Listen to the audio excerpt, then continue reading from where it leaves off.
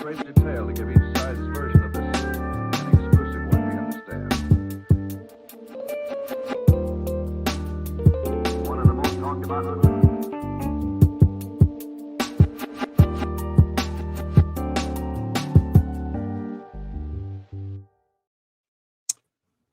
Hello, all. How are you guys doing? I'm doing good, Tony. What's up? Hey, Grider. Hey, how you doing, Arthur? How you doing, Tony? Good. Thank you all for joining me for PiFi number 104. 104, that's a nice number. What we're doing tonight is we're talking about the 29 Palms event and more. I think at the end, Grider has a story he wants to share. But I thought we would start off with just short introductions, and then we would go over the format for the show, which is kind of informal, but just to give everybody an idea of what to expect. So, Arthur, do you mind giving us a couple of minutes of introduction about yourself? Sure. So I'm a UFO nerd, obviously. Kind of got into ufology after high school around 2006. Pretty influenced by people like Stephen Greer and the other major researchers at that time. Got really into it. Went to some conferences. At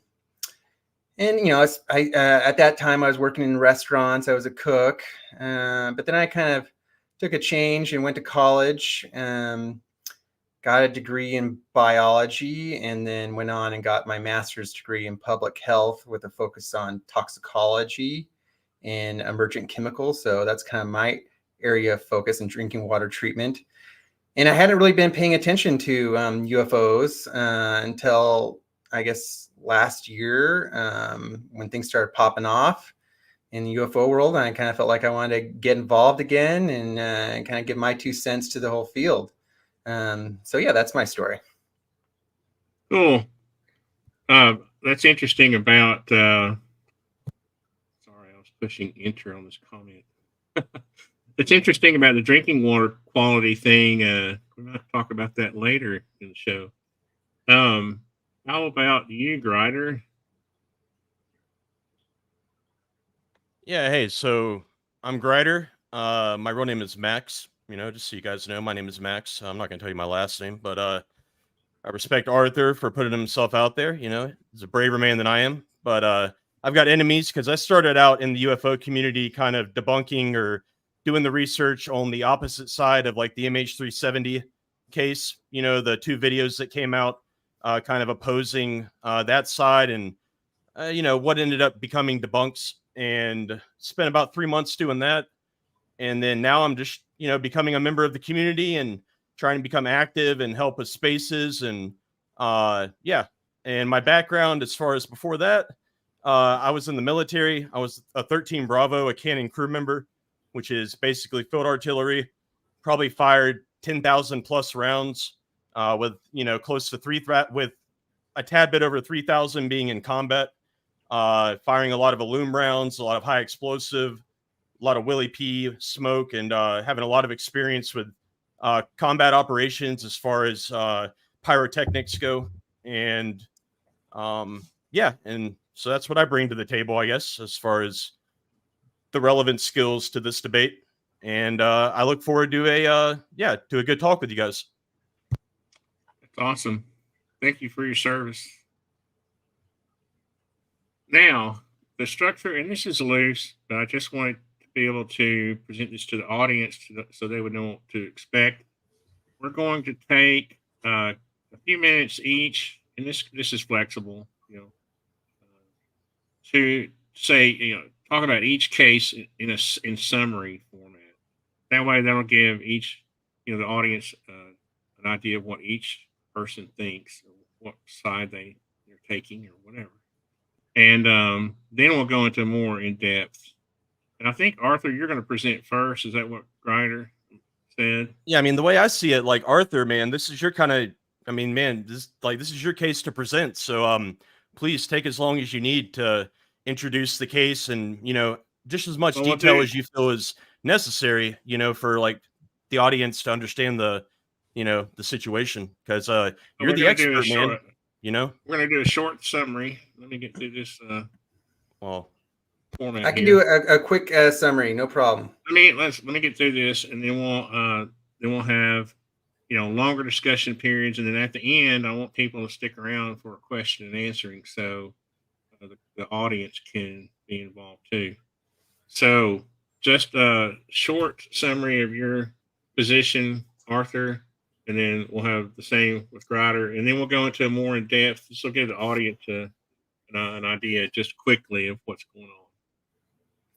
All right.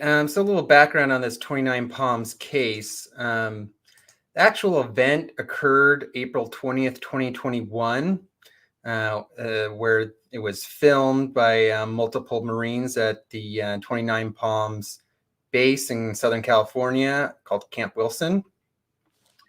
And it was witnessed by a minimum of 50 Marines. So by that standard, I classify this as a mass sighting, meaning lots of people saw it simultaneously, which kind of makes it unique in that sense. But it was first reported by George Knapp and Jeremy Corbell May 22nd, 2023. So that was a little over a year ago. And essentially what happened was around 8 o'clock on that evening in the desert, 5 lights appeared in the night sky.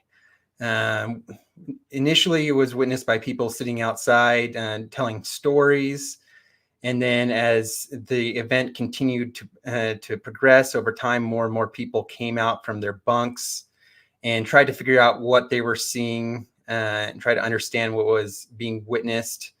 Multiple people took video, multiple people took low light. So let me ask you, Arthur. I'm sorry to interrupt you. But in this segment, we're just talking about sort of which side you're on, which side you're taking. Are you pro UAP or not?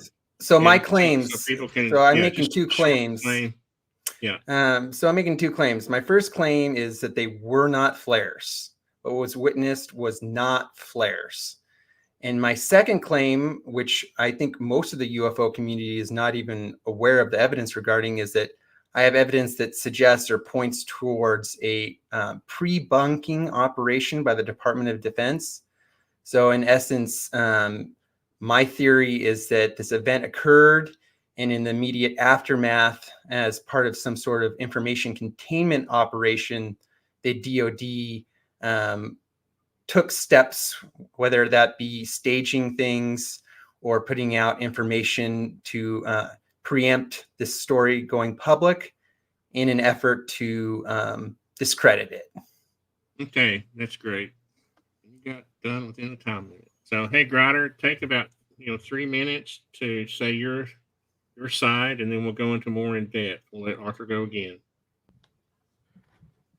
They're flares. That's my side. That's in summary. Enough? Yeah. That's all you got? I mean, that's my summary. I have plenty of details. No, I'm just kidding. I'm only playing. Okay. That's my that's my summary. Yeah. That would be in a nutshell. Okay, yeah, and so I'm going to base my case. Like my counterpoints will be based off of not only some of the documents that I've uncovered. Excuse me. But I also have some never before seen video, or at least video that hasn't been seen in probably a decade, that shows the exact same type of deployment of flares as is shown in the 29 Palms video, literally identical. And it shows some of the same type of surrounding light that shows up. There's some adjacent light that showed up in a couple of the Marines commented on it in at least one of the sighting videos. There was a Marine that commented on it. So yeah, that's what mine is based off of, is some video, some document evidence, and then of course like my knowledge from experience of being in as far as the way that the military operates, when they're in the field, in training and stuff like that, and the overall environment, the protocols that they have to follow as far as like clearing the area, as far as when they decide to fire any type of pyrotechnics or any type of illumination rounds, the safety procedures that are in place that surround that type of deployment of you know, that type of pyrotechnic. I mean, there's a lot of safety protocols that go into place, and I've got documentation and the details, you know, for that. So yeah, that's basically my slide. Okay, cool. So Arthur, why don't you take? I'm trying to limit this to about, I don't know, 15, 20 minutes. You think you can do that? We didn't really talk about the formats too much, but how long do you think that'll take? Yeah, and I got a let's see, a PowerPoint presentation that might be useful. We're not going to be playing the videos because of copyright issues, but I think I've we got can a at least. short one. I've got a short clip I can play. Okay. If you want me to, but just Yeah, Wait, so absolutely. we're not playing any of the videos? Like, we're not playing any of them at all? You know, we've talked about this in advance, and Arthur is going to honor my request not to show copyrighted videos. So, Yeah, but we'll put best- maybe in the description, people can go back and watch the original 2 podcasts by Weaponized to see. Yeah, I mean, that's my point, is that this thing has been going on for months, and most people who are watching understand the case totally, you know, so we don't need to bore them with showing, you know, 15, 16-minute long videos. So, and that'll, anyway, let's move forward, Arthur. And if, just, you know, I'm not trying to rush you, but what I'm trying to do is keep this engaging for the audience so we don't go an hour with one person, you know, Okay. so Grider can have a chance to come back. Okay. If you need me to bring up something. Yeah. There you go. Just go ahead and bring that up. There you go. Try to limit I appreciate that. Yeah. Okay. So just some background. This is Camp Wilson, you know, Southern California, and, you know, it's the largest, and 29 Palms base, the largest Marine base in the world, I think. And there were a bunch of Marines hanging out around 8:20 p.m. and 5 lights appeared. And I guess probably the most compelling photo that I've seen so far is this one right here.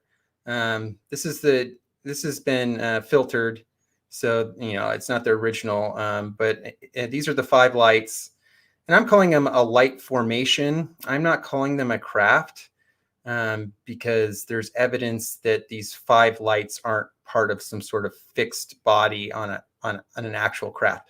But you can see that there is some sort of triangular, you know, body that's more than just the 5 lights in this photo right here. Let me ask you something, Arthur. Do you want me to play that 15 or 20-second clip I have? Just had one question: which UFO case are we debating? So you want to show that? I can show that right quick just to give Go ahead. That person. It'll only take. It's really short. So this is for the person asking.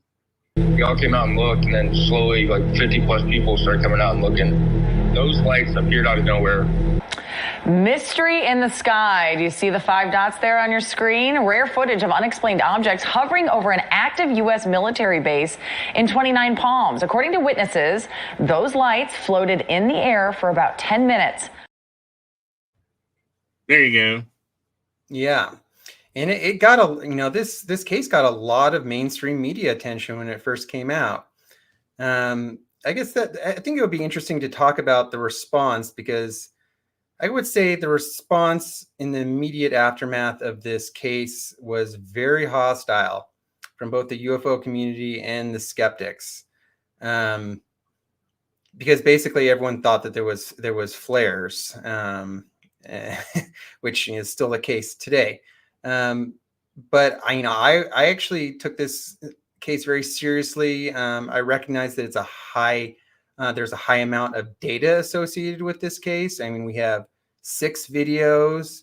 We have something like 7 or 8, photos. We have 5 witnesses, U.S. Marine Corps witnesses on record, describing, what they saw and what times they saw it. So to me, this was a very, a dense case to dig into. And then coupled with all the Freedom of Information Act requests that were subsequently done, we got a whole nother tranche of information and data to be analyzed. So that's kind of what attracted me to this case the most, is just how much information there was associated with it. But getting on to the details of the case here, one of the main skeptical points that has come out subsequently is that there's this training village about 17 miles away from Camp Wilson over these mountains that people have been pointing towards as a location for some operations that occurred that evening that they think were misidentified by the Marines at the camp. But I just want to, bring people's attention to how far that was away. 17 miles, that's a hop, skip, and jump away. That's pretty dang far away. So I think that's an important point to understand. Some of the photos, obviously, we've seen this. Other photos. This photo was actually gotten from Reddit. So there's one video and two photos obtained from Reddit that was not actually included in Jeremy Corbell's podcasts. So we have another angle here too. This is the Marines sitting outside, looking at the event. And like, this is kind of what it looks like in the daytime. Can I ask a question about the Marines watching? Yeah. I don't want to interrupt too much. I've always wondered this. Maybe Grouder can answer, but the guys who are watching, aren't there other like training operations going on at the same time as those guys who are like hanging out, taking a break or whatever? I've never heard anybody talk about that. Well, it's the largest Marine Corps base in the world, and it's the major training base for Marines. So there's constantly training happening on these bases, like 7 days a week, all the time there's training happening. So yeah, it's possible that these Marines were not informed or aware of any other operations. They could have been part of a different unit. So that's totally possible. Thanks. Okay, so major event witnessed by 50 plus, probably much more than that. And one of the few key points in the interviews of the witnesses is one of the witnesses actually observed the craft or the formation appearing. So one witness actually saw it appear and saw it disappear. And so he saw the entire event from start to finish. And he reported that it was there for 35 minutes. So that's a key time point because from all my research for mortar launched loom flares or aircraft launched flares, or another popular theory is that they're infrared flares. None of them last even close to 30 minutes. Most between 3 minutes and 7 minutes. So from that point of view, I think just the time wise makes it very unlikely that what was being witnessed was flares. Do you have an exact quote for the Marine that said that? Do you know? Like, give an exact. Yeah, because I've been looking while you've been talking, trying to find exact quotes from the Marines, and I think I found a couple that I'm going to clip out real quick. But if you already have them ready, that'd be great. It's the third witness. Let's see. I mean, I could bring it up. I think I apologize for setting a bad precedent for interrupting you, Arthur. So maybe we should let him go through, and then the other questions. I'll refrain from asking questions. No, I'm fine with people chiming in. Do you want me to try to pull up that 30-minute quote? 30-minute quote. Yeah, he's asking me for the quote from the witness who said it was 30 minutes. I thought you meant it was going to take 30-minute quote. It's up to you. This is your part of the show. Okay, I would like to do that. That's why I apologize for interrupting. I meant for this part of the show to be each individual's case, and then we'll go into the open debate after each person has. Okay, let's see. Present.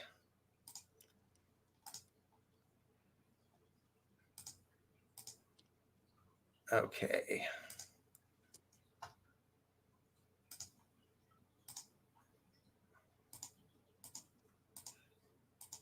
Here we go. But I don't want to try. Maybe can I just Fantastic. play the audio?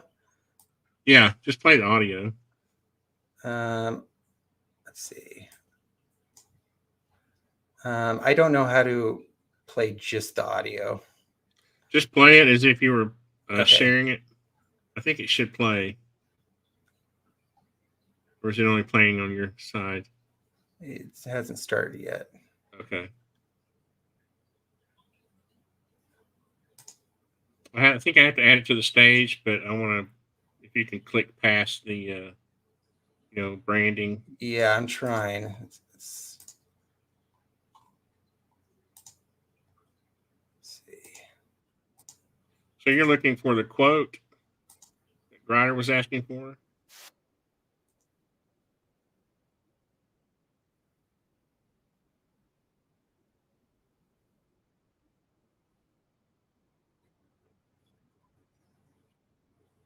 Are you playing? Yeah, I'm playing. Okay, I have to add it to the stage, but I'm still seeing branding, so we'll try it for a few seconds. Is there a way to? There's no way to just play the audio.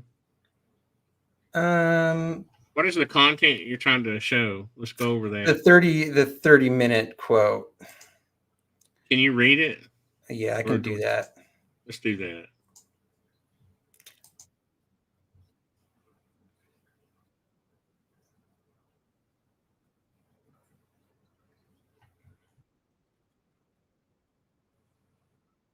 By the way, people in the audience, if you have questions, have them ready for when we have open discussion.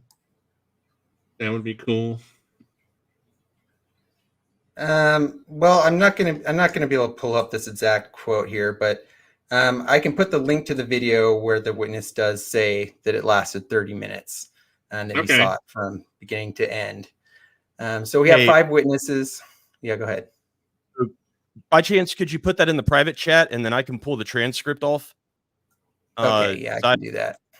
Okay. Yeah, because I have That's a good idea. That's a good idea. Yeah, I have an add-on for Chrome that I can pull off the transcript in about 5 seconds, and then I can do a keyword search and find the quote. That'd be great. Yeah. Thanks, Artur. So I'm sorry, Arthur. Go ahead and continue on with your. Okay.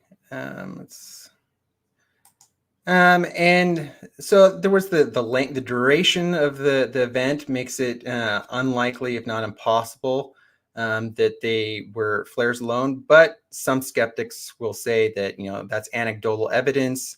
We need actual video evidence with metadata that shows the duration of the event, which they do have a point. And in that sense, we have 6 minutes total duration of film, which also puts that beyond the capabilities of mini mortar launch and aircraft launch flares.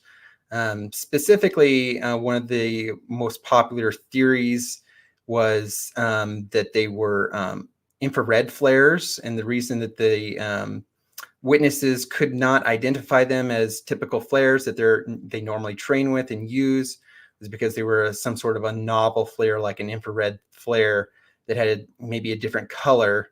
And interestingly enough, there was a FOIA request done by Dave Beatty, and I can present that here, where they got a bunch of documents about the flares. Here we go. Yeah, this is it. So on the left here, we have a document received through a Freedom of Information Act request that showed 4 helicopters loaded up with IR flares. And these are the 2.75-inch rocket-launched flares. And at first, this was a big win for the skeptics, saying, "Oh, here it is, boom, evidence, proof that what was witnessed was infrared flares." But if you actually look up the specs on these specific flares here, the M278 IR illuminating warheads, I looked it up, and they have a nominal duration of 3 minutes. So that eliminates these as a potential explanation for the event, because we have at least 6 minutes of recording with witnesses who saw it, saying that it was 30 plus minutes long. So I suspect that in the immediate aftermath of this story coming out and in preparation for a FOIA request, that these documents were generated after kind of seeing some of the common debunks that were being put out, which was IR flares. And this wasn't kind of inserted into a FOIA request to kind of put the nail in the coffin. But it's not a nail in the coffin, because if you research these flares, they don't last that long. Some additional evidence that they're not flares is a lot of people talk about IR flares as a potential explanation, but even these aircraft launch IR flares that can last up to 7 minutes, they advertise having virtually no visual signature. I mean, the whole point of IR illumination flares is that they're used for covert operations with people using night vision goggles. And it kind of defeats the whole purpose of covert operations to launch an IR flare and then it can be seen for miles away in every direction. So even on the direct from their website, the people who make these, they say virtually no visual signature. So that another reason why you can eliminate IR flares as a possible explanation. But I would say my strongest piece of information that I've developed over my time is this graphic right here. This is what really caused a lot of response on Twitter when I kind of discovered this. So this might be a kind of confusing to people to see at first. So what we're seeing is 3 photos transposed, and so you see those times, the 2024, 2024, 20, and then 2029. Those were the iPhone photos taken at the time by the witnesses, and they have metadata associated with them, so we know exactly what time they were taken. And since it was an iPhone, we can be pretty confident that the time was correct, since they're constantly being synced up.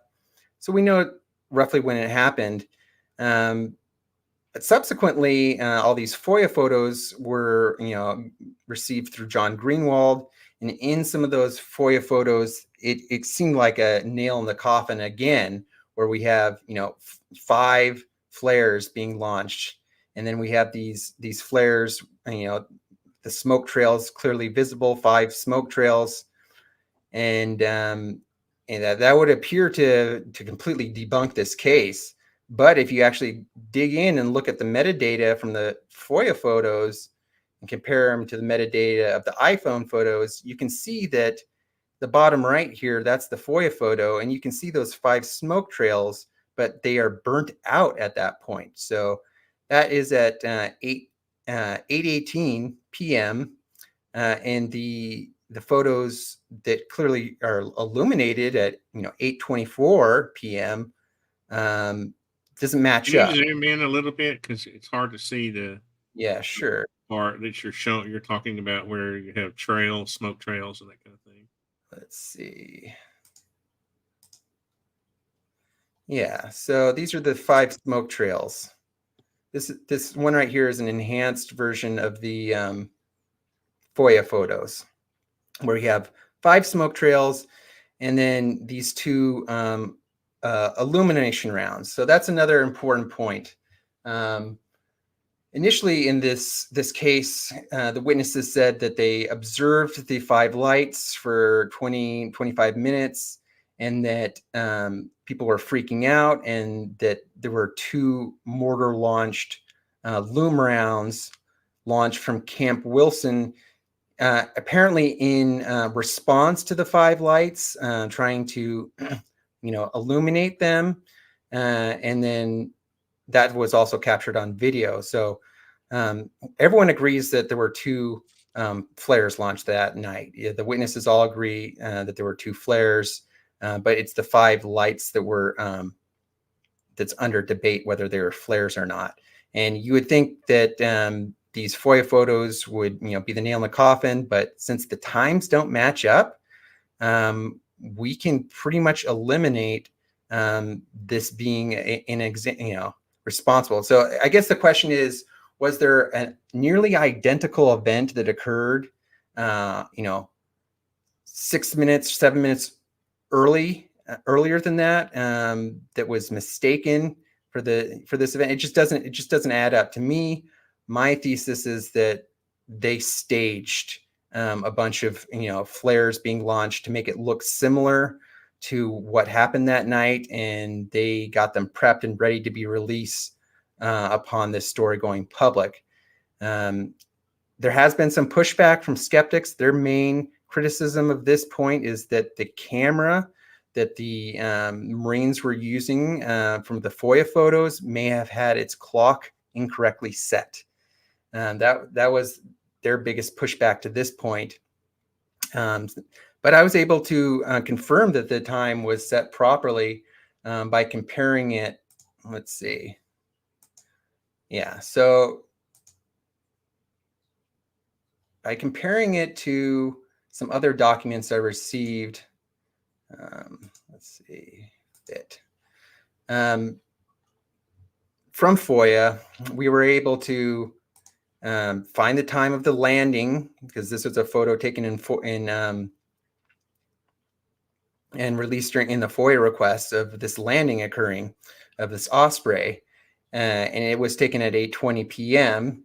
And you can compare that to this document that we got from FOIA that shows a landing hour at 8:20 p.m. Seeming to confirm that, yes, that camera was correct. And I'd love to get Grinder's opinion on, as a Marine or as someone from the military, how likely do you think a Marine cameraman with a $5,000 Sony Alpha 9 SLR camera would have his camera clock set incorrectly? What do you think? What are the chances? Well, we lost Grider. I'm not sure if he felt defeated already or. He's a mysterious guy. You never know with him. Let me check the private chat to see. He was talking about. Let's see, Tony. Can you add me to the stage? I'm here. Hello. He knew it was your time, and your time was about up. And so, read this. Okay, are you here, Ryder? Are you here? Oh, I don't know how we lost you, but anyway, are you pretty much done with your initial part, Arthur, or do you need to? Yeah, I thought Arthur did a great job presenting it. Yeah, Arthur, that was great, man. Really. I have some more points, but let's get Grider to come in, kind of respond to some of the points I made. Okay, I just want to make sure you had your time because you kind of got interrupted. So. Yeah, no problem. All right, go ahead, Grider. It's your turn.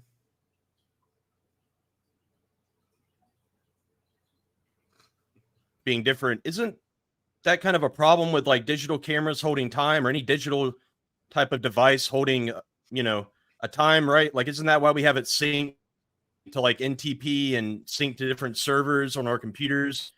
Because like slowly, like it, devices lose time. Isn't that a thing? Do you know? It definitely is a thing.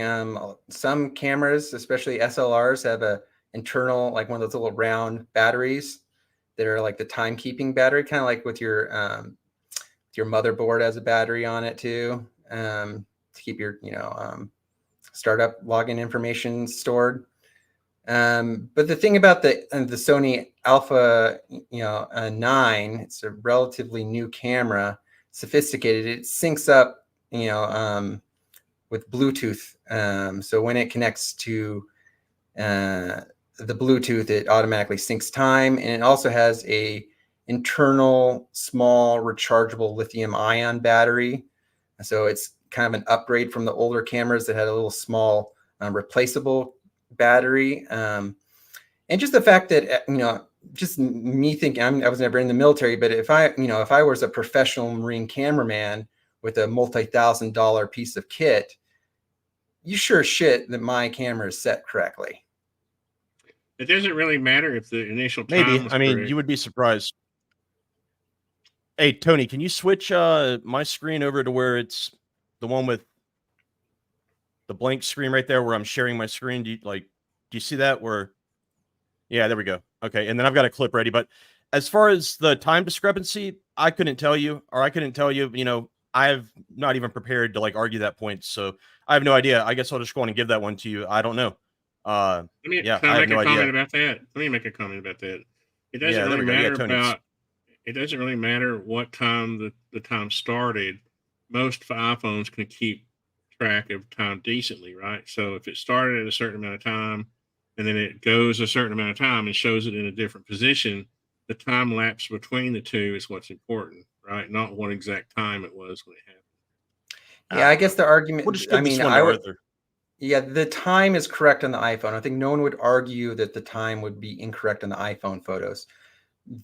And if that, and my argument is the time is correct on both the iPhone and the time is correct on the SLR camera as well. And if that's the case, then we are seeing not the same event observed from multiple different angles. We're seeing two separate events. And if we're seeing two separate events that look almost identical to one another, that to me suggests some sort of staging or some sort of deception operation, because the likelihood of two nearly identical looking events happening within 10-20 minutes of each other in the general geographic vicinity of each other seems incredibly low. Odd. Yeah. So just to kind of summarize like what you're saying, right? So you're saying that your theory is basically that there was a craft or something. Like, are you saying that it was government technology possibly that was the It first could be triangle, government and that they used technology. flares to cover up with the second triangle looking formation? Exactly. That was flares. Yes. So my theory is that the event took place, witnessed by possibly hundreds of Marines. And there's like 15 minutes of difference, right, between the first event and the second event, is what you're saying, right? Yes, and you could clearly see that the flares had burnt out in the FOIA photos, whereas in the iPhone photos, you can see those lights are still fully illuminated at a much later chronological time. So that would, to me, prove that it wasn't the same event witnessed from different angles. What do you think about the fact that the lights were flickering? Like, what's your opinion on that? Why would the lights be flickering if they were of a craft, or if they were of an extraterrestrial craft, or whether a classified craft? What would be the point of having lights that have that flickering, like a fire type of look to it? Like what? Well, I would say you're dealing as far with, as I know, there wasn't any autofocus. clouds, right?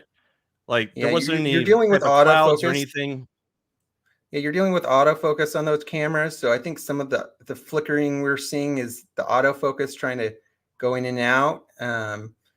And I wouldn't say that the atmosphere is probably, of course, stars flicker, but that's because, you're going through the entire atmosphere. So I don't think we're dealing with atmospheric conditions causing the flickering. I would point towards that being a product of the autofocus features on the camera, because the witnesses described the lights as not flickering. They actually made a distinct difference. He says, like, you can tell it's a flare because it's a chemical burn and it kind of flickers. And they described the lights, from the eyewitness through the eyeball as almost like a incandescent bulb that was just shining a constant, steady light. So there is some difference between the video versus the witness testimony of what they saw with their naked eye. And I attribute that to the autofocus.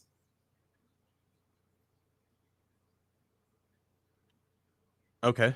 All right. Well, let me go on and play this clip. I have a Let's take a look question. at it. And it has some comments from God. Okay. Yeah, go. No, I just wanted to ask a quick question about the timing, just right quick.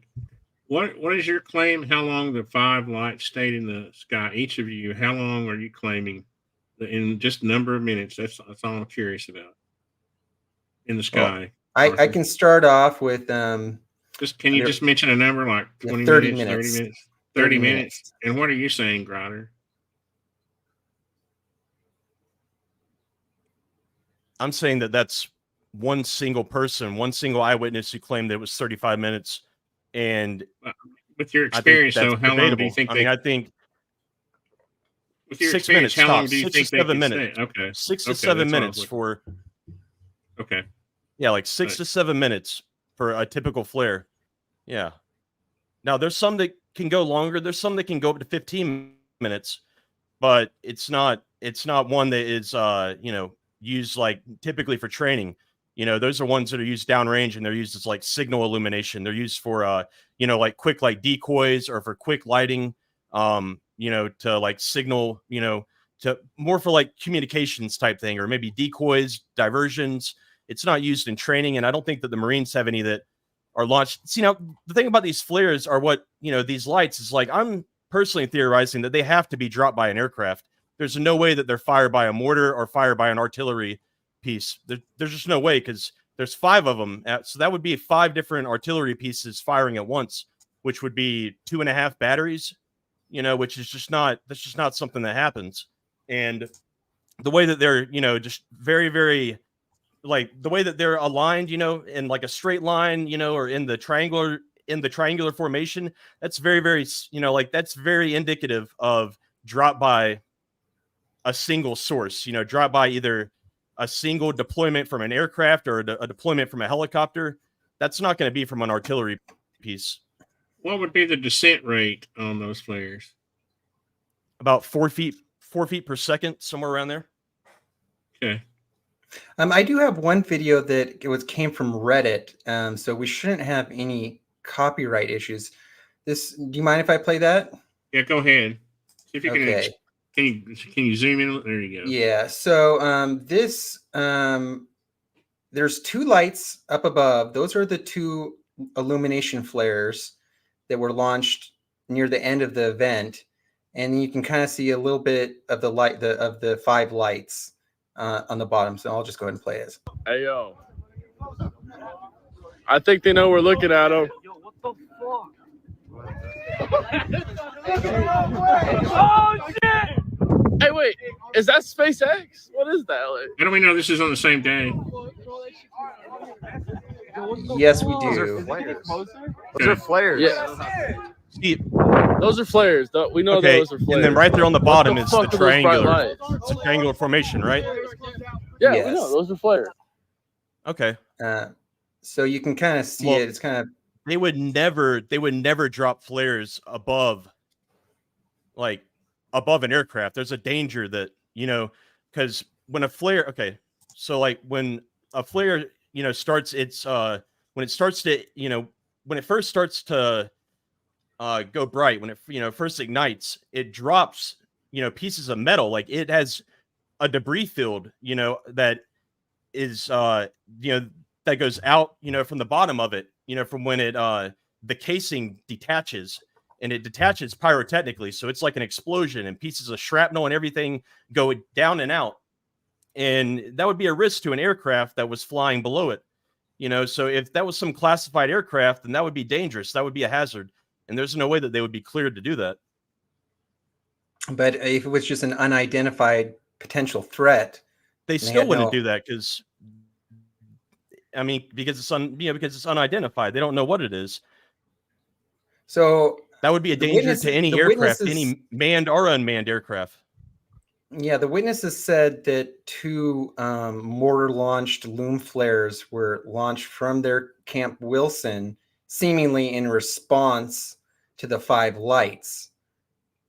And we do have the video of those 2 flares. So where do you think those flares came from? I think the flares were dropped by some type of aircraft, or either, maybe dropped by a helicopter. I know that some people online, like I saw where they were theorizing that it was fired by a helicopter, and I've got those type of flares pulled up.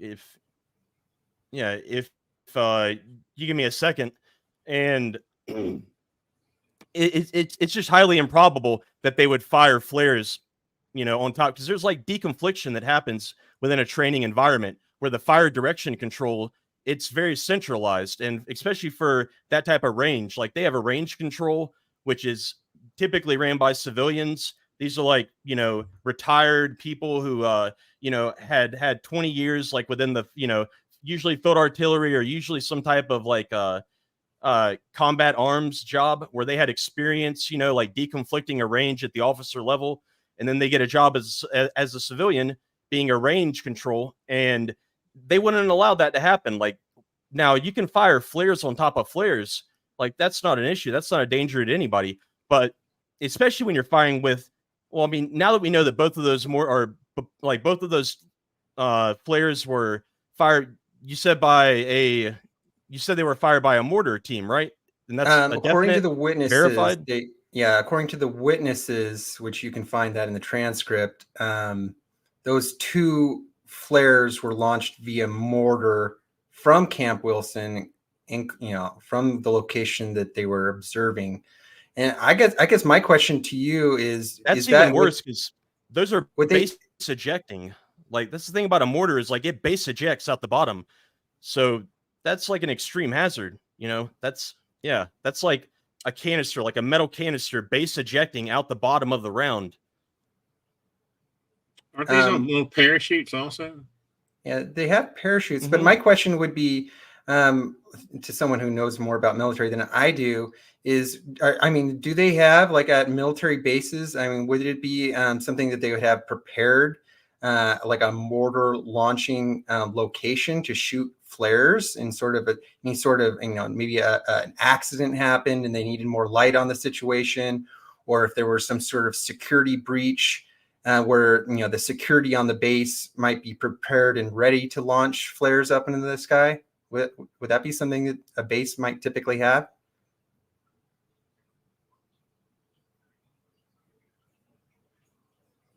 You're muted, Gratter.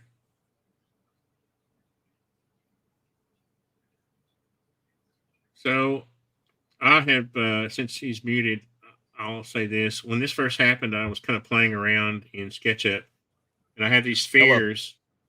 Hello. Okay, I had these spheres, and I had them at different elevations, but I showed that if you just rotate the view, they all look like they're in a triangle shape. But if you turn the view 90 degrees, they're up and down, and they're not in a triangle shape. So could some of this be perspective? Yeah, and I actually have something I can show specific. You're right, because a lot of people were saying that, it can't be a craft because the lights aren't, they shift in orientation to one another over time. So I would definitely say that is a strong argument for it not being a fixed body craft with fixed lights on the body of that craft. So my best guess, this is just, speculation, and my leading theory is I lean towards it being 5 extraterrestrial something or another in formation with each other. So I'm calling it a 5 light formation of lights. That's the language I'm using. Okay. I'm definitely not saying that it's a triangular, like a TR3B with a fixed body with fixed lights. Yeah. Got it. Yeah, I got it. All right. Well, can you switch over to my screen share? Let's go on and get on with my main. Yeah, if you'll put some content I up guess. there. That's okay. Go ahead. There's no content there. It's up there, Tony. It says monetized. It is there. The content's the content. Yeah, that's the video. I have the monetized covering up something. Okay. So if you just switch, there we go. All right, you guys ready? All right.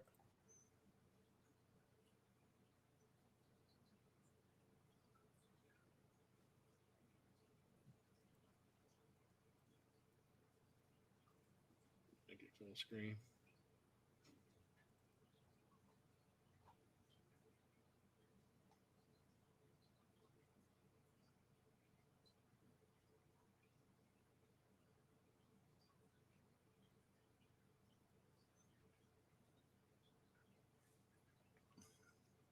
All right, guys. So did you hear what that Marine said?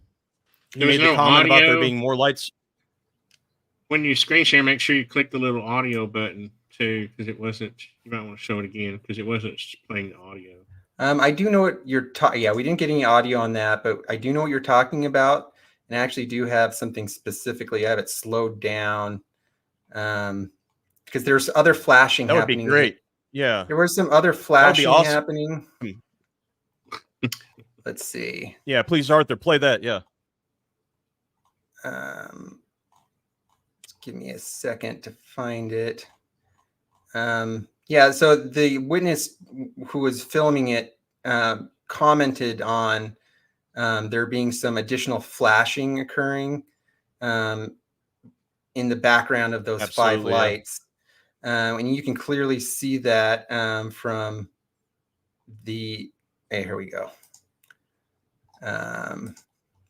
What was your theory on that, on the flashing, Arthur? I have no idea what it is, and it seems to be an anomaly, an additional anomaly that I can't identify. But it doesn't, it doesn't fit with the idea of it being flares. Maybe it's some sort of energy discharge happening. Maybe it's some sort of weapons platform that's targeting whatever's happening there. Let me ask you a question about that. Why would What? the Do you have military that? allow? Yeah, I do have it. Let's see. Here we go. But we're Well, going to run into we're going to run into issues with the W weaponized. I'm trying my best not to interrupt, but let's try not to interrupt each other. My question was that why would the military allow these these Marines to get video out of the base of a UAP event? Well, I would say these are low-ranking, privates. Many of them are privates or E2s, E3s, and they're just had a bunch of cell phone cameras, and I think it would probably draw more attention to the case if they tried to confiscate their video. I think it's a much more slick process if they don't interview anyone, they don't bring any attention onto the case whatsoever, and hope that it just fades away and memory holes itself. And then, I would, maybe stage some things and videotape them at a later date. That's called a pre-bunking, where they anticipate some information coming out, so they prepare for that and have something ready to go in immediate response to that, versus trying to confiscate things, and that would just draw more attention to it.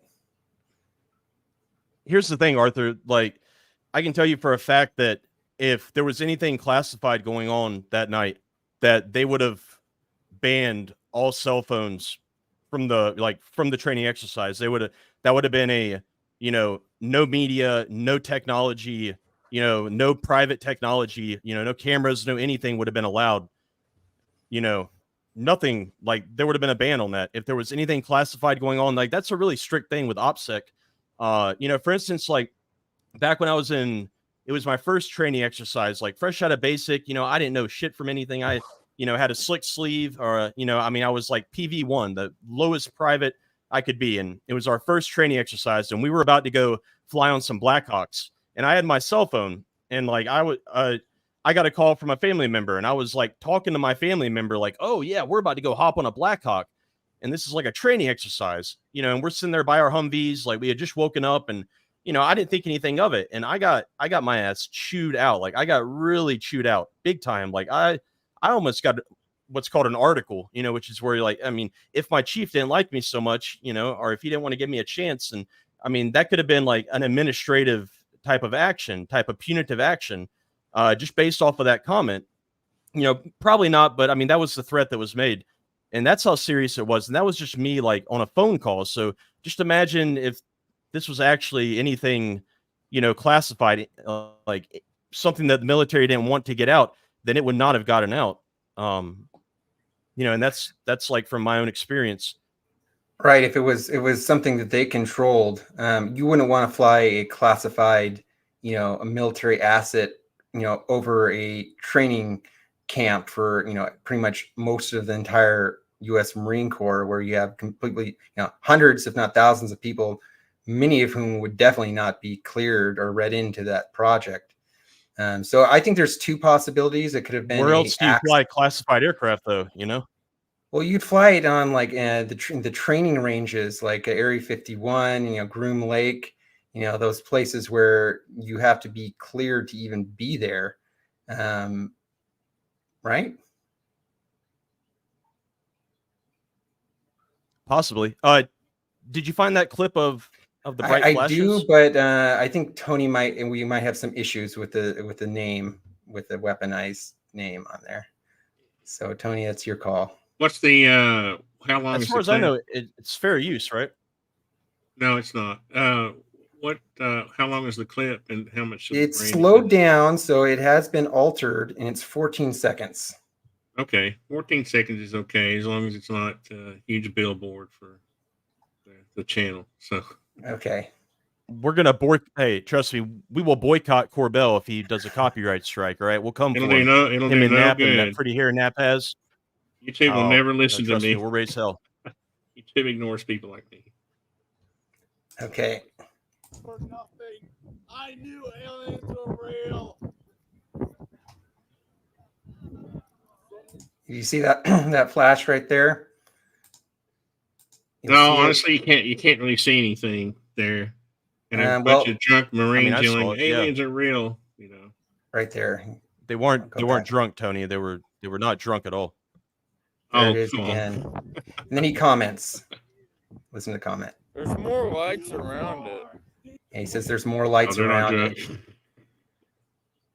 Oh, I don't think you're allowed to drink on base. Yeah, they're not drunk. They're not allowed to drink at a training exercise. Are you saying that the Hey, video so- was slowed down? That's why they sound slurry. Yeah, I slowed it down. Okay, I got you. And there's actually multiple Cool. videos of the flashing happening. I have another one here. This is from the Reddit video. Are those So- basically like thermite? What is Right. the actual use, Grider? What are they? I mean, that's what we're driving towards. If you give me like right after he plays this next video, I'll play what I think is the explanation. Yeah. Okay. Okay, so this is later. This is the Reddit video. You can see the two flares on the above, and then the 5 light formation. And then you kind of just keep an eye. I have it slowed down, but keep an eye for flashes that are happening around it. I'll play it.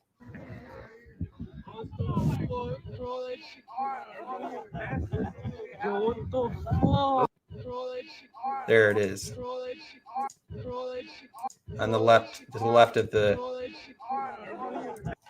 of the two flares. Okay, you can stop sharing that.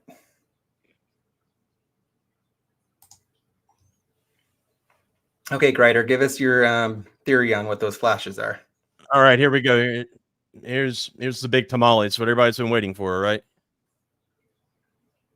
All right, I'm going to try to share it with audio, so we need to probably get the audio, Tony, if you can make sure that I have that. You have to click the little include audio when you screen share.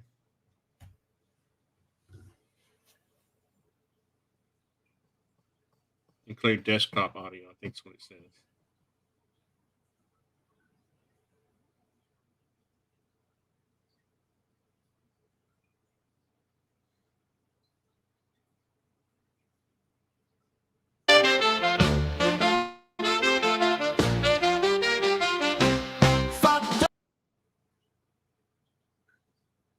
Yeah, that wasn't it. Hold on. That was cool. I mean, it showed the flares moving around though. Yeah, sorry about that. That was it had my background. I had my new Doty Wave song. You know, it's my tribute to Rick Doty. Sorry about that. You're crazy, man.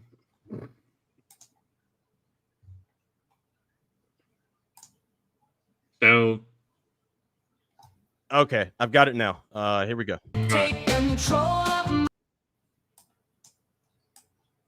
Not that one. Not that one. The other one. this one, Yeah, now just let me slide the VLC over. Hold on.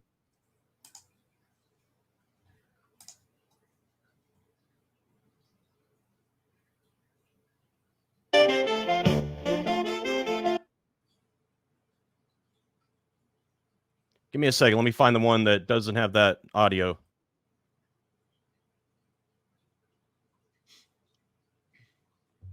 so Arthur, have you how much pushback have you gotten personally about all this?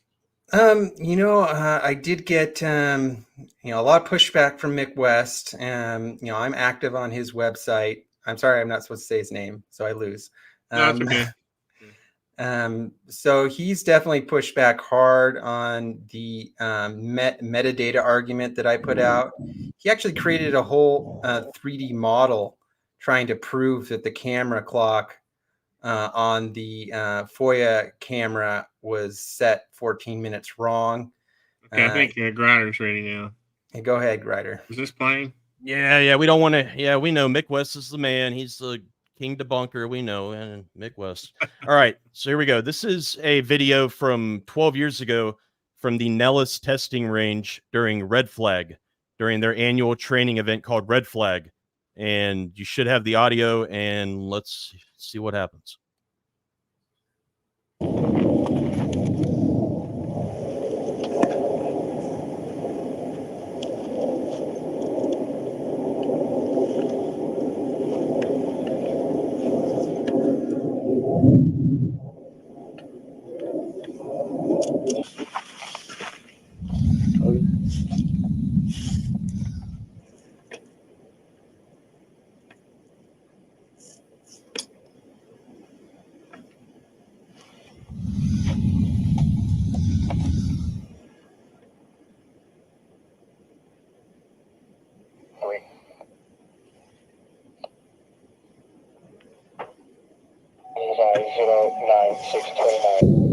It's a flash. No, 6.5 miles, 27,000 every month.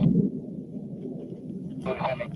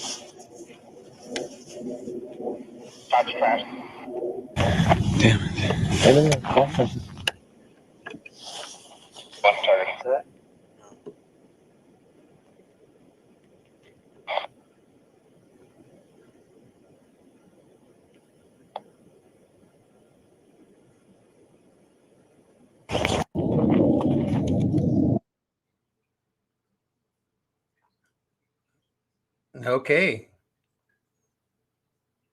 So I definitely saw flashes in proximity to those flares. Were those dropped by aircraft, Grider? Yeah, they were. Hey, so Arthur, I didn't hear what you said at first. I'm sorry. I said I definitely saw some flashes in proximity to those flares. I mean, I have no idea what. I mean, are they from the aircraft itself? Are they running lights, or what are we seeing? I don't know. To be honest, I think it has to do with the deployment of the flares. Yeah, I think it has to do with that's the percussive casing. Like that's from the casing being fired off for the flares is what I think. Or it could be. I mean, the bottom line is it's definitely directly connected to the deployment of the flares. I mean, it's identical. The flashing. I mean, even the proximity is very, very similar. Now, granted, these are. Wait, I want to stop you for a second, Ryder. So your theory is that the flash is the flash from the launching of the flares from the aircraft? Possibly. Don't the flares have a possibly pop after they deploy, after the little parachute deploys? Don't they have a little flash where it starts to burn? Like you're saying, the cap comes off. Yeah. Or something? Yeah. That's when they first start to ignite. Yeah, but.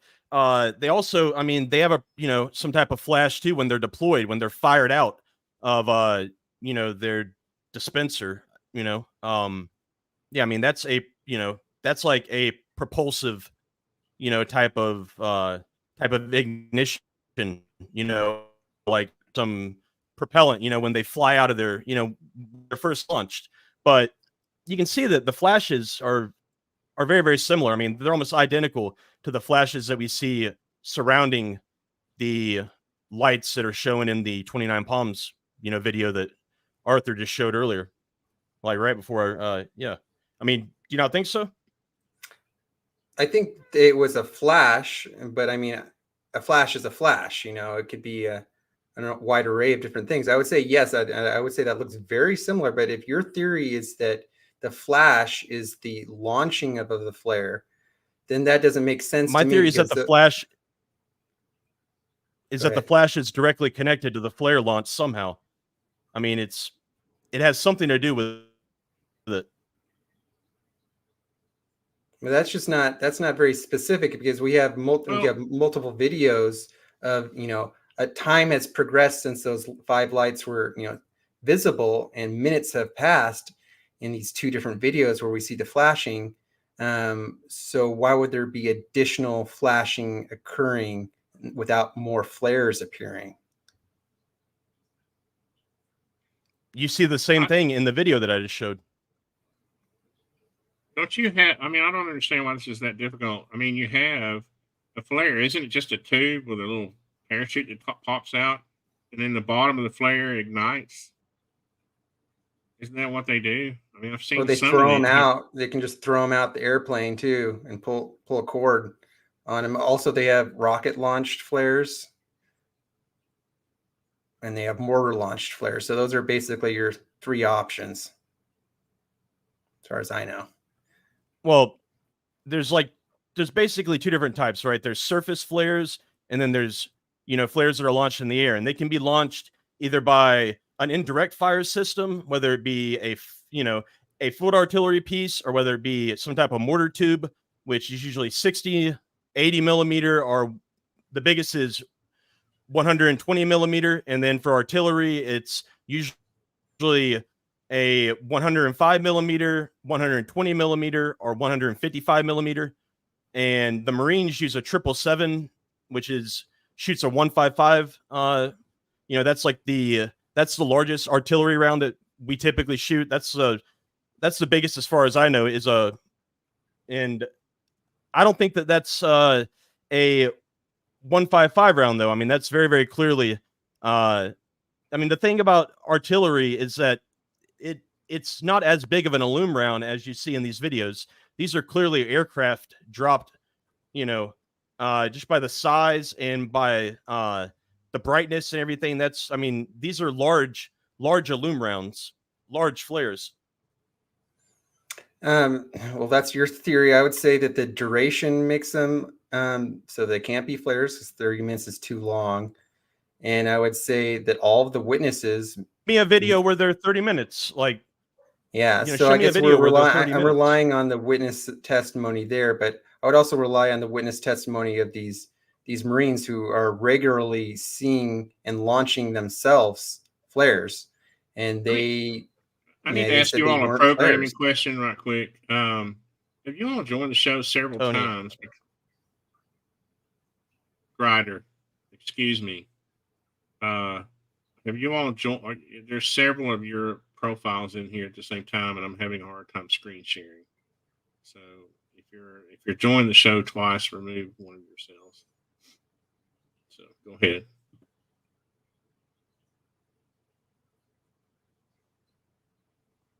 Go ahead, Grider. Oh no, Arthur. I mean, I think it was you that was talking before we started. Yeah. Yeah, I was saying that, obviously we only have 6 minutes of confirmed video. So there are obviously flares that last longer than 6 minutes. But according to all the witnesses, it was, at least, some people came out after the event had already started. Whereas we have one witness who claims to have seen the lights appear and were, witnessed the entire event from start to finish. And he said that it was 35 minutes. Other witnesses said that they observed it for 10 plus minutes.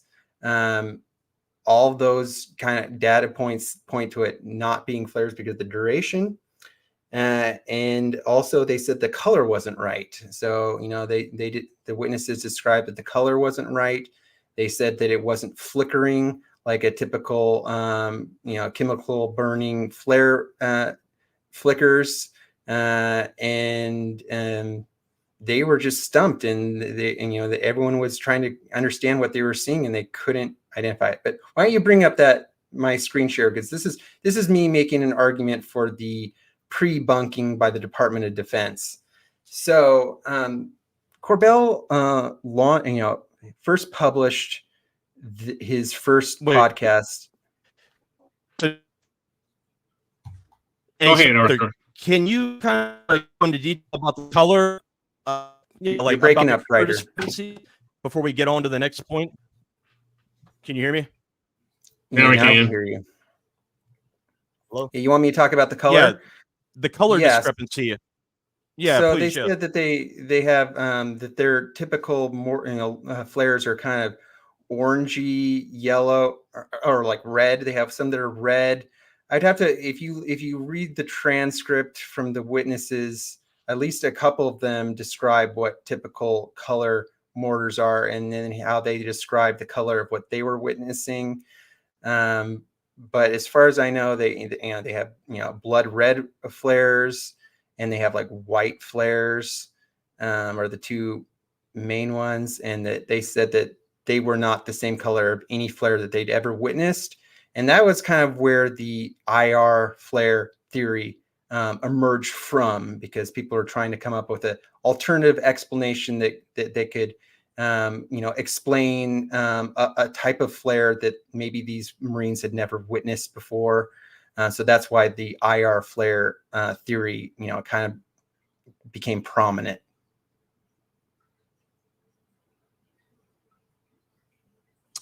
iPhones can't see IR flares. What was the color? The color, I'd have to go back to the transcript, but I think the color from the eyeball of the witnesses, as they described it, was like slightly yellow, like white yellow. But that's just me. A typical flare color. I'd have to go back and read that transcript specifically what they said, but they described the color of the typical flares that they see, and they said that, I can't remember what colors they said. I know one of them was blood red was one color that they use. I think there was another one that they used too, but they said it was not that same color. Can you switch to my screen share real quick? Yeah, do the IR flares put off both forms of light, or just IR? Do they put off a light to let you know they're there, and then the infrared? Or according to the manufacturer, they say that the IR flares produce "quote unquote" virtually no visible signature. Okay. So there is a small amount of visible light, I suspect, because whenever you're burning something, there's probably going to be some level of visible light coming off of it. But it would probably be a very dark red color, and it wouldn't be visible from very far away.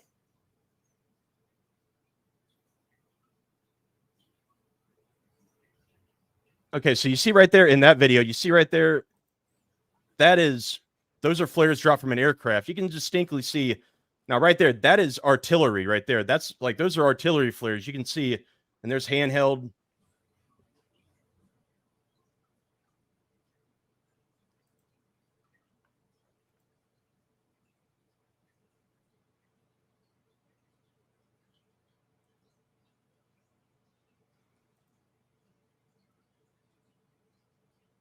Yeah, and at the end of the day, these are lights in the sky. I think a lot of people were very underwhelmed with any sort of lights in the sky case. That's like, oh God, another lights in the sky. So I think a lot of the community kind of rushed to judgment on this case, because they thought it was just probably flares, because obviously lights in the sky could easily be flares, or they could be Chinese lanterns. They could be drones. There's a whole host array of what lights in the sky could be. But what makes this case unique is A, it was a mass sighting witnessed by a bunch of people, so we know it actually happened. And B, we have military witnesses. And C, we have multiple angles from multiple locations on the base of the same event. A high amount of data in the form of photos and video and audio to analyze. So I think that's why this is a strong case to me. And what makes it even a stronger case to me is the evidence of the pre-bunking or the DoD deception operation associated with this case. Can't you say that about any operation, though, military operation? Can't you say, well, there was pre-bunking on this operation, on that operation? I mean, isn't that sort of a heel to fall back on? Yeah, but I would say I have evidence to support that. So I'm not just saying, yeah, you're right. That could be what is the military claim with the FOIA request? Did they not make a claim? Does the military not have a statement on this, or did they just say, nah, it's not very well, important? yeah, let's bring up the statement from John Greenwald that he got from Susan Go. Susan Go or the I mean, okay. That's over here. Okay, and so this is a tweet from John Greenwald. He blocked me for this, but if you look at the dates, May 23rd. So the podcast dropped May 23rd, and within 24 hours of a podcast being published, John got an official statement from Susan Go about the event. I find that highly suspicious that the government would respond that quickly. And just to read it, the Pentagon has responded to claims about an alleged UAP sighting at over 29 Palms. I have requested the Marines for further comment, but for now, quote, I can confirm that there were military aviation assets in the 29 Palms, California airspace, and a weapons and tactics instruction course being conducted at the time. There is no record of communication with the base range control concerning a UAP sighting, nor of the allocation of any base resources to investigate a UAP sighting. Aero does not have a record of this alleged event and cannot verify the authenticity of the report. Susan Go, Department of Defense spokesperson, within 24 hours. I'm just, I guess it's kind of strange that it was her that released the statement. But anyway. Well, it's a UAP sighting, and it's interesting because we don't know that it's a UAP sighting. Well, it's unidentified. Yeah, it's unidentified. I mean, yeah. Well, right. The witnesses, it was identified to the witnesses. So, I mean, it is a UAP sighting, whether, people are convinced it's flares or not. I mean, if you walk out to the base on any given day, it's funny. When I was looking for a video that wasn't monetized, I found other videos of other days that had flares dropping in the training area. They just weren't Tony, in this exact form. Over to my screen share. They weren't in exact formation. Yes, please let each person finish. There you go.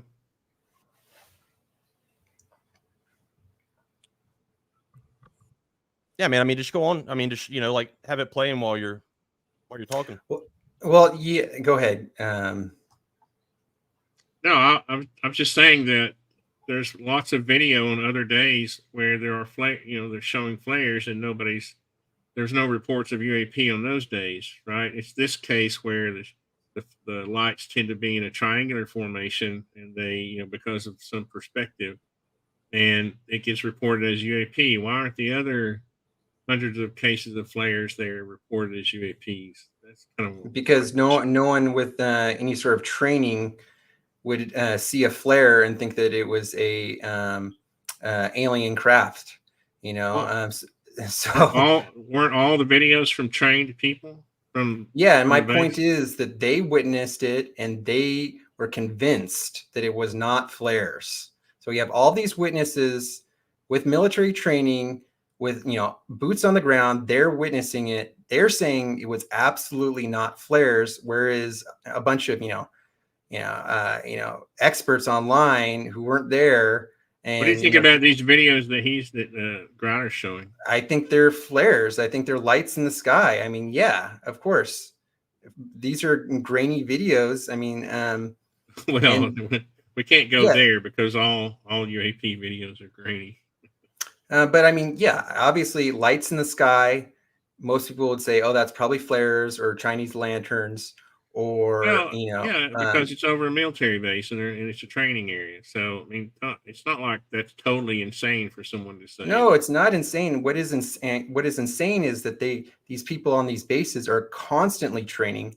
There's flares being launched routinely on a regular basis, and we are not seeing, people coming out, videotaping from multiple locations on the base. People, if you listen to the audio in real time, they were trying to figure out what it was, and they couldn't figure out what it was because it was lasting so long. And they also, another key point that they were making is that it wasn't descending as a flare typically descends.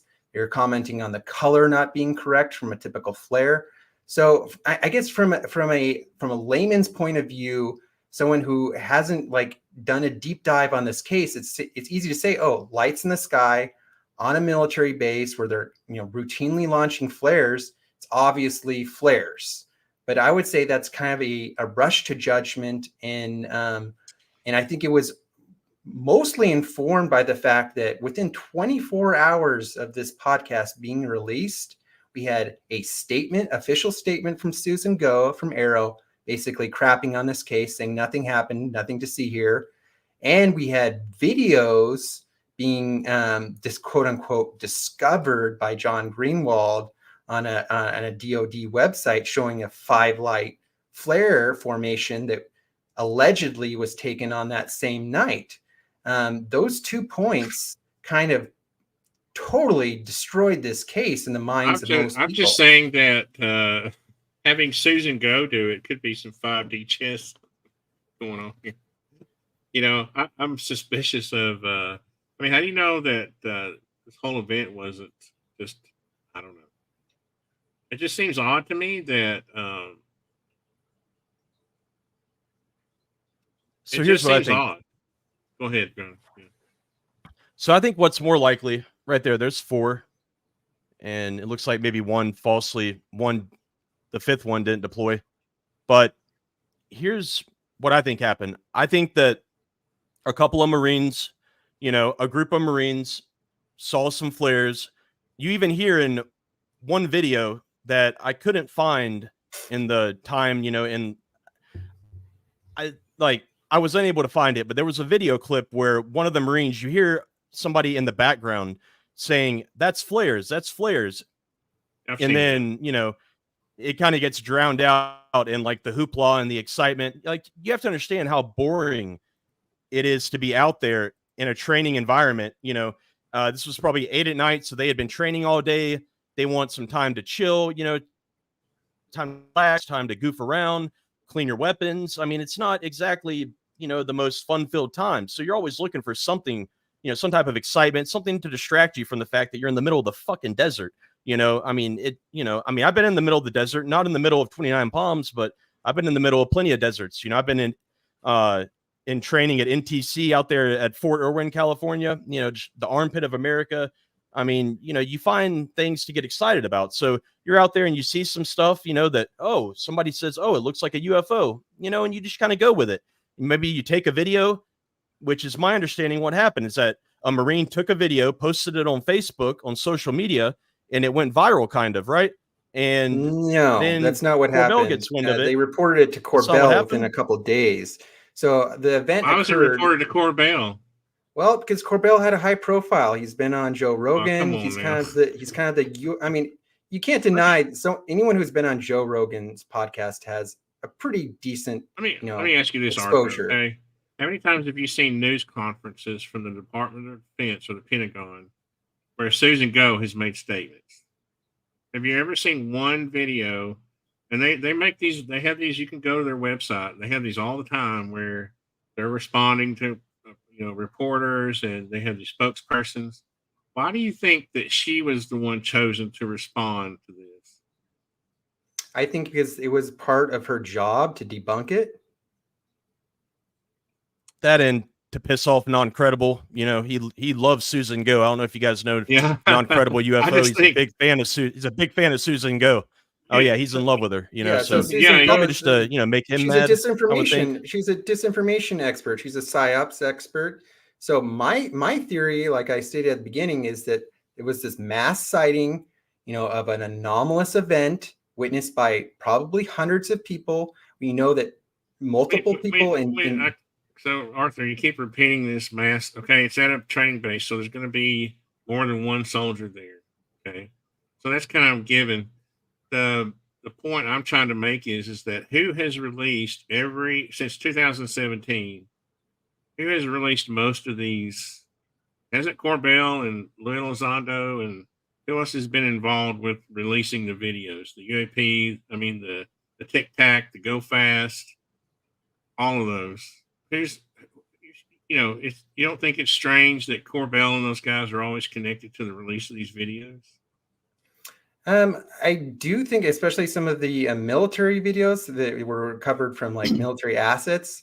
Yeah, I think that they have sources, and we hear about this place called R Space, this classified forum where people with security clearances get together and talk about UFOs. I think a lot of that Navy, like the Nimitz incidents and the gimbal videos and the Tic Tac videos, I think those are probably floating around in that classified UFO forum, and I think that's probably where they're getting a lot of their information. But according to Jeremy Corbell and according to the witnesses, so 2 days after the event occurred, these witnesses from 29 Palms, these low-ranking Marines who videoed and witnessed it, they reached out to Corbell directly. Why do you keep calling them low-ranking Marines? I think they'd probably kick your butt if that's what they were, man. Like they were fresh Marines. Like they're not. I know, but it's almost like Marines. It's a little bit of propaganda because what you're saying is they don't know anything. Yeah, you're right, and I don't know that they were low. You were calling them drunk earlier, so like I mean, I'm gonna kind of take Arthur's, gonna back up Arthur on this, Tony. Well, that's fine. You were calling him drunk earlier. I'm just saying.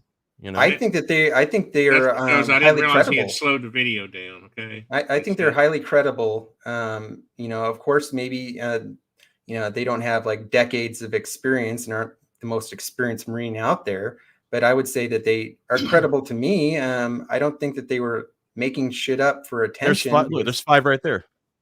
Well, no, but I mean, do you not like? I don't think that they're, lying. I mean, like that's a really strong word to use. I don't think that they're lying either. But it's why not go with it? Because screw the public. That's why. It's like the public doesn't care. Like they say that they care, but it's like these guys are out there. It's like they're not feeling the love, and maybe they just wanted to have a little fun, and a little bit of excitement. And it was exciting, and it didn't really harm anybody, and I believe that the ones that reported it, the ones that really were kind of like going on Corbell and, like being the main eyewitnesses, I believe that they truly believe that what they saw is anomalous. Absolutely. Like, but I think that there's plenty of Marines that were there that knew exactly what they were looking at.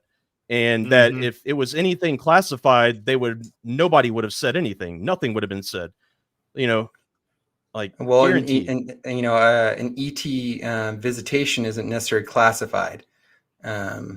But I got another piece of data that I think supports my, pre-bunking conspiracy theory. And it has to, I have it shared here.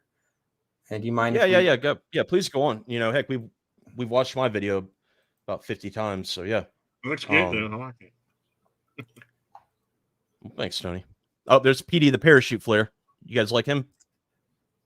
Arthur doesn't like him. I can already tell. Arthur, you like PD, don't you?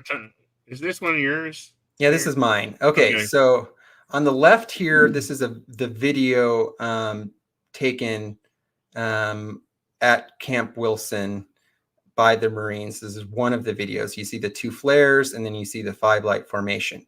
And on the right, we have the FOIA photo that was received by John Greenwald that, quote unquote, is the quote nail in the coffin that proves this beyond a shadow of a doubt being flares. And look, I mean, they look almost identical. You got the 2 bright flares lit up, and then you got the 5 smoke trails, and the 5 lights on this side.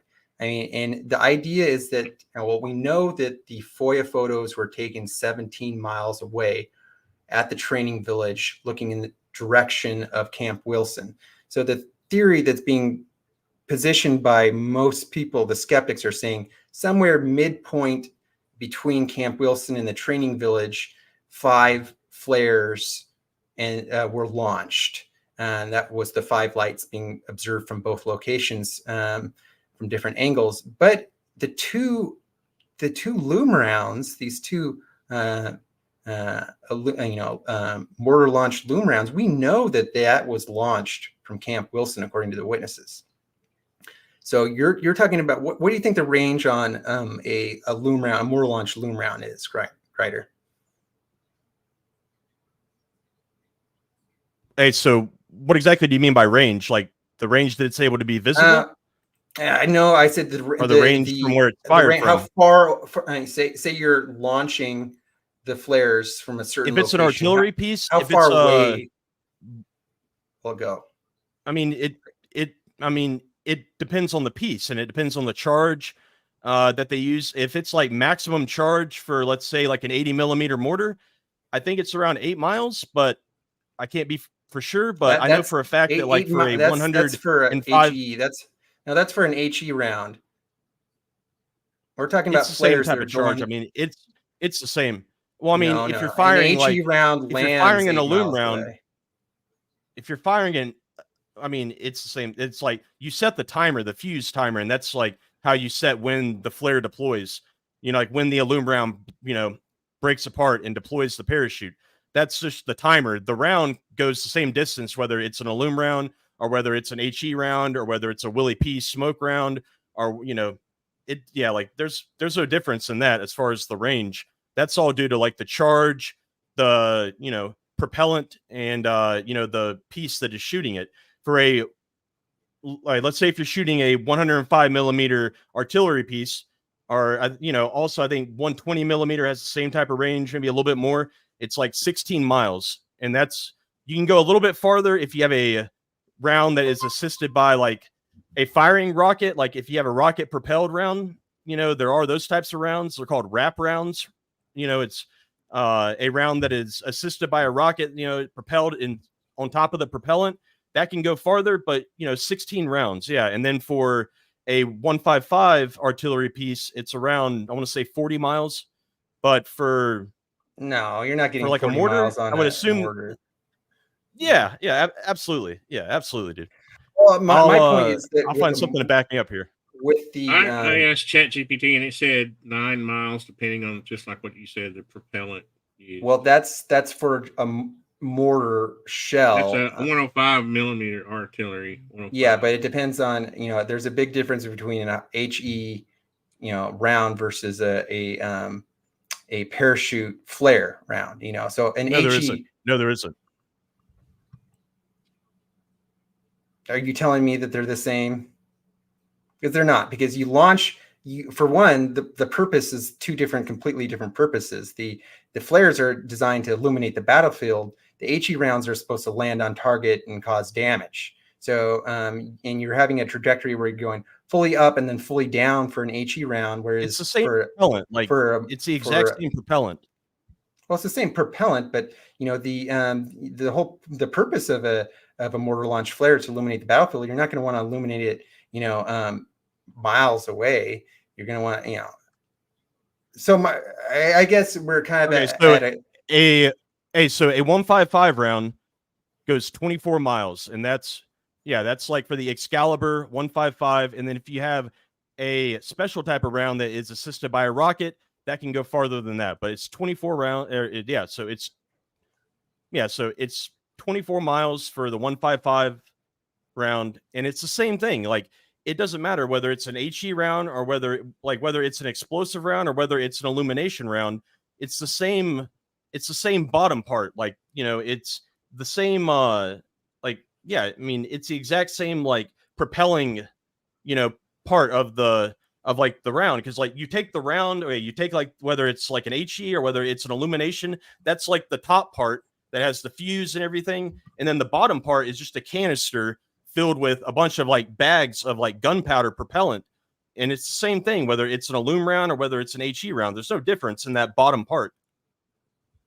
Well, you're probably right, because I don't know anything. I've never launched it. But my point is that they deploy, the parachute deploys, when it reaches, however long the fuse they set it to. And then it also depends on the angle of the mortar tube, how far away it's going. So I would suspect that when you're launching a flare, you're going to change the angle, so it's going more directly up, probably. Yeah, but you can launch a flare, the maximum range though, is what I'm saying. Like for a, let's say for a 155 flare round, for a 155 round that is, that has a flare, okay, you can shoot that maximum 24 miles, and that can go just as far as an HE round. There's no difference. Now, of course, you wouldn't do that. Like, you wouldn't shoot it for its maximum range to where the flare round lands like 24 miles on target right there on the ground. You don't ground burst. You're exactly right. But like, as far as the range is the exact same. There's no difference. So I reload a lot of rounds, like shotgun and pistol rounds, and the mass of the round, the bullet itself matters, right? Because you have that the mass of that round gives you resistance, so that when the powder explodes in the case, you have different reactions, right? If you have a lightweight, there's not as much compression, so it doesn't go as far in the mass of the bullet. But you know what I mean? So there's different. So we have charts that say for this size, bullet, the weight of it, if it's 150 grains or whatever, 45 grains, and then you have the number of grains of powder for the given result. But there's a big chart, and you have to decide, And I think this is what you were mentioning earlier. There's different propellant loads that can be placed in these howitzers, right, Ryder?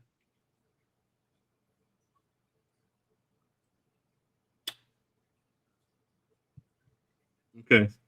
Well, I guess I'll try to make we'll just say that I don't know the range of a mortar launched flare, but it was kind of my understanding that they don't go miles away necessarily. But I could be completely wrong. But I guess my question to you two is, well, they can. We've shown here. I put it in the comments where the 155 millimeter 155 goes for flares goes about 12, can go like 9 to 12 miles. So it's not an insignificant amount. Again, it's going to depend on the charge and the mass of the round itself. Because if you have a heavy round, 155 millimeter, you're going to have mass that when the powder fires, you got compression in the chamber, and if you don't have a round that can back that up, you don't get enough compression to fire the round the distance that you want. So it's all coordinated. Well, I guess my question to you two, what's 13 kilometers to miles? That's about, like, what is that? Let me look it up. 13 kilometers to miles. It is 8.7 miles. Yeah, so that's the maximum range for a 120 millimeter tube for like a mortar. So that's like the most powerful mortar tube. Can shoot a 120 millimeter round, which is an aluminum round, is an HE round, no difference. Can shoot at 8 miles, which is a tad bit less than the 9. It would land 8 miles away and impact on target 8 miles away. Well, they're not designed to land on the ground. Like, you're not doing it direct fire. Like, you're shooting all artillery, or like you're shooting artillery, or whether it's artillery, whether it's mortars, you're shooting it indirectly. Like, you're not shooting at direct fire. That's just not how it works. I'm saying that a flare is different from an HE round in the sense that it's designed to launch while it's high up in the air, release its parachute while it's high up in the air. And that would mean that its range would be less than an HE round, which is measured by how far it can impact on target. I disagrey. Okay, I think it's the same mechanics. Let's shelf this. We'll come back to the range of the mortars at a later date. The thing is, Arthur, if you had a round that held the flare that had the same mass as the HE round, it would go the same distance. But if the mass of the flare is less, it won't go as far as the round of the HE round. So it depends on how the flares are designed. Usually, you're setting the fuse to where it deploys that aluminum round, where it deploys the parachute flare, at typically, 2,000 feet, but usually less, usually much less. but that's for artillery, that's for mortars, like it's typically deploying at a low altitude. It's not deploying at a high altitude. With these flares that we're seeing in the video, in the 29 Palms video, with those with those aircraft flares, those are deployed at a higher altitude. Typically, those are deployed up to 10,000 feet. They can be deployed. You're right. Okay, so let's we'll put a pin on the range for mortars flares. So we'll put a pin on that. There's some disagreement there, but I think we can research that later. I guess looking on the photo on the left, you see the top 2 lights, which everyone agrees are flares. And then you see those 5 lights, which are, up for debate here. Wouldn't you say the top 2 lights are closer because they're much larger?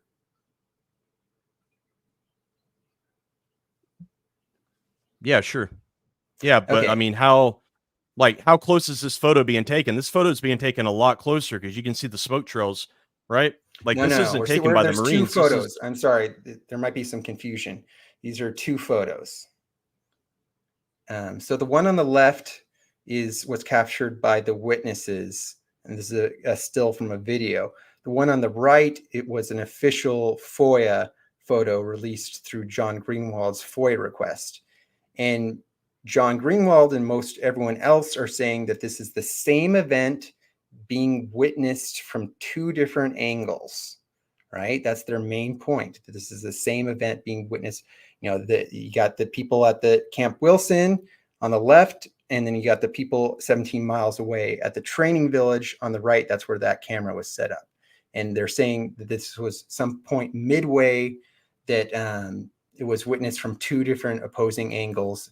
And that's what this event was.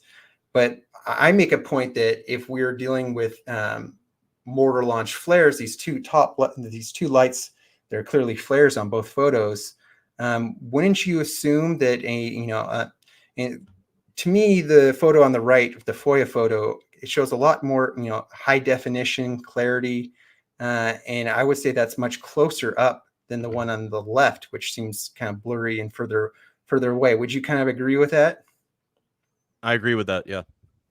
Let me interject something from one of the viewers who I know. Check that guy. I've interviewed him. He's a military guy too, who did aircraft mechanic. He's saying that basically the curve there in those flares is from the result of them being launched out of an aircraft, and that's where the aircraft is banking.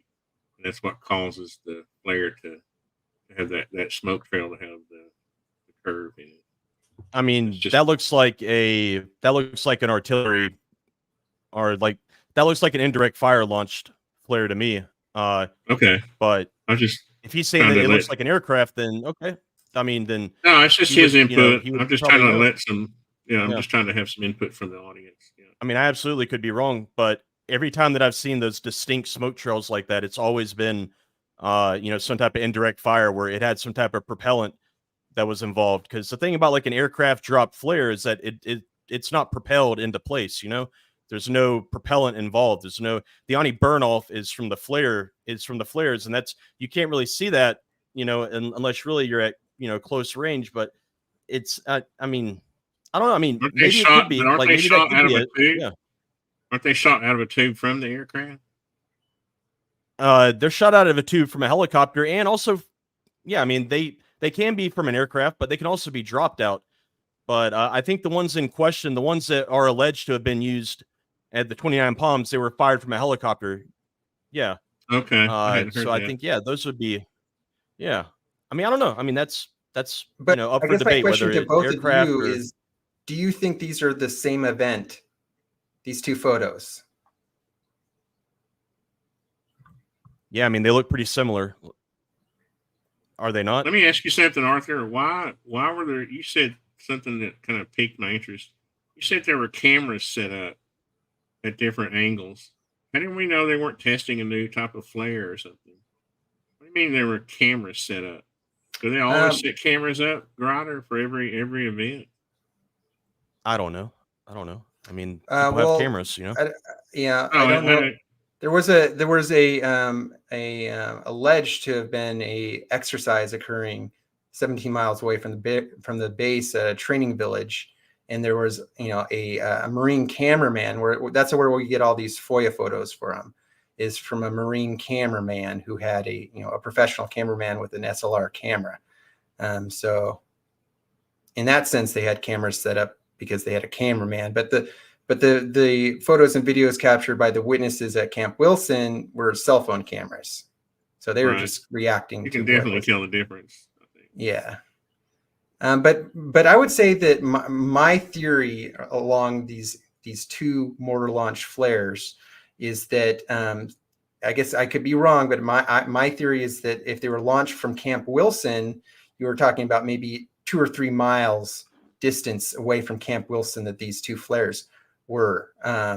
And if that's the case, you would suspect that if it was the same event being captured from different angles, and the other angle, which we know is 17 miles away, you would assume that's from that, that these two mortar launch flares would be much smaller from the training village than they are from Camp Wilson. See what I'm saying? What's the distance that you think like the tubes would have been from, the two groups? Like, how far away were the mortars being launched from? Like, do you have any idea what the distance would be between like the tubes that are firing and the two groups? I have no information on that besides what the witnesses said, which was that 2 quote unquote loom rounds were launched from Camp Wilson, where they were located, seemingly in response to the 5 lights. They weren't next to the person who launched them. They, never heard the order to be launched, but according to them, it was obviously mortar launched flares from Camp Wilson. These two lights. Okay, we're 2 hours in. Does anybody have any more convincing evidence? I would say that the metadata. We wrap up make our final case here. To make our final case, let's see. I would say that the metadata is probably my strongest piece of information, simply because it's hard. It's hard, numbers that you can compare with each other.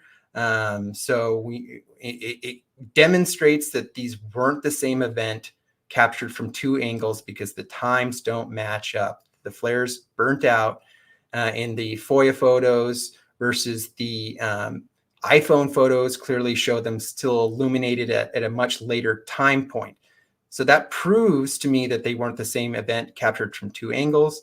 And if that's the case, why is there some seemingly a nearly identical configuration of 5, smoke trails and 2 loom rounds at nearly the same location and around the same time? To me, that is very strong evidence that what we were seeing is some sort of pre-bunking operation where they tried to cover up this incident by taking some staged photos that didn't quite match up. And at first glance, it convinced everyone.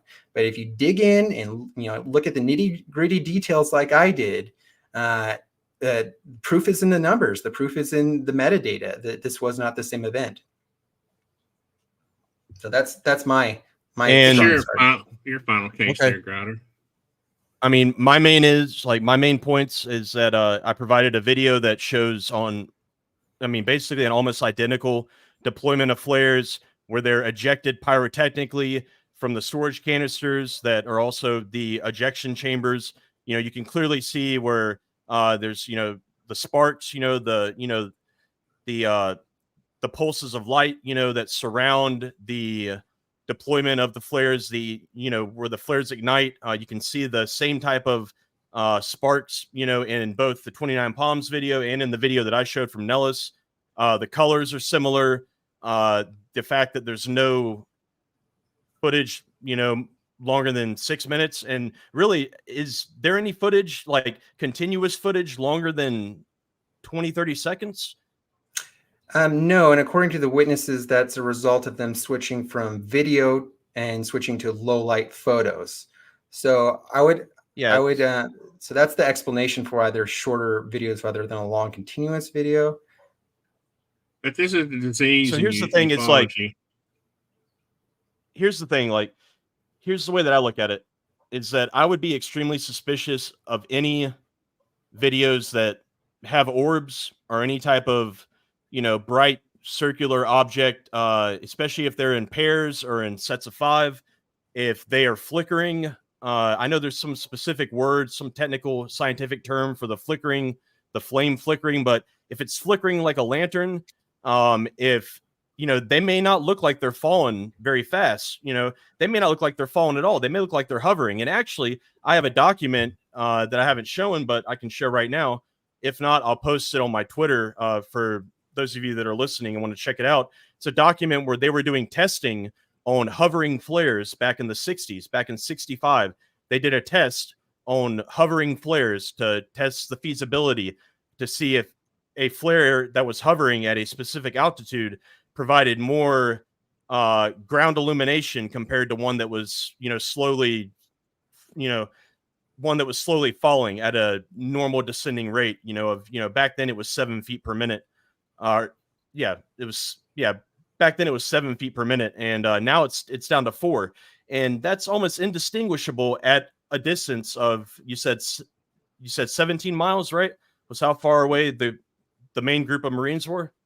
Yeah, from the training village where the FOIA photos were taken.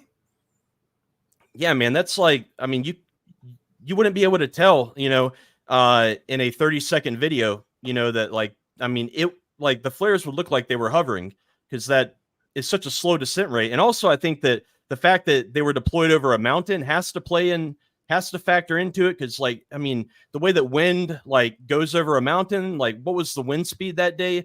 The wind going over the mountain would provide an upward gust, right? I think that has to have something to do with it. Although that's just, me kind of speculating, but just the fact that, that they look like flares, they behave like flares.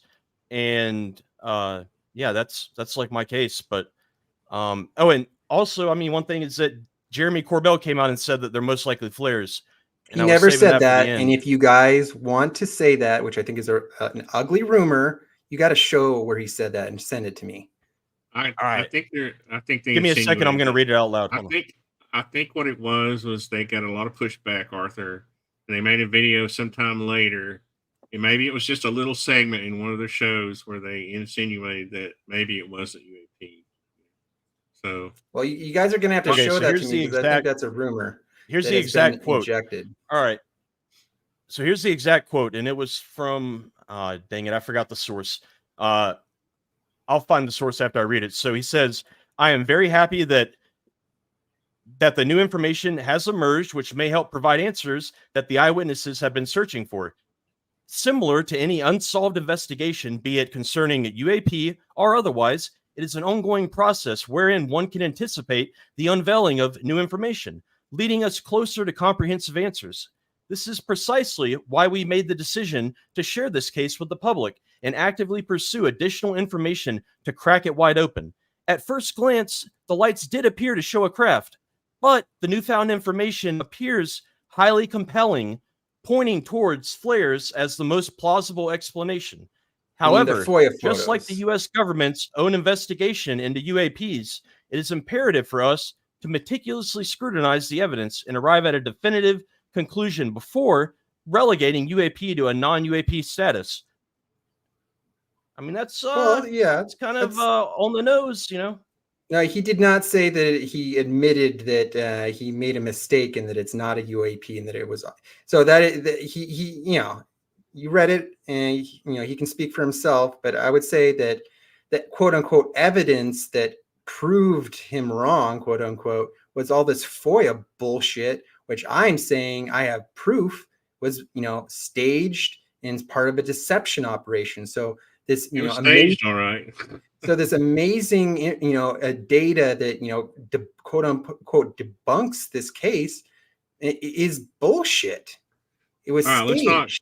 Let's try to watch our language a little bit here. Hey, Arthur, hey. So I think one thing that needs to be said is dude, I respect you standing up, dude. You're like a man on an island right now. You're like the last one, that it's there's a couple of others, but you're the big, voice, kind of continuing to stand up for what you believe in, man. And like, I respect that. Like, no matter what, like, I may disagree with you on this, you know, but like, I respect, and I'll never say a bad word about you, man. Like, I really respect your conviction in this, you know. And I mean, you're remained, you know, that you're you've standing remained by what you civil. believe in and not interrupting me while I'm trying to speak. And but Arthur, really, man, like, lots of respect, you. dude. Like, I may And thank disagree, you for but you've been a inviting great me. sport throughout this entire thing, you know. And yeah, man, lots of respect.